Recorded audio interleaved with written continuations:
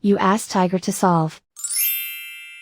This deals with linear equations with one unknown. The final result is x equals 8. Let's solve it step by step. Group all constants on the right side of the equation.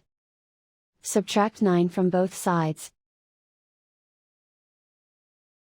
Simplify the arithmetic.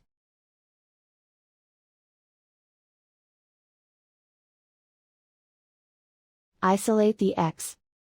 Multiply both sides by 4. Group like terms.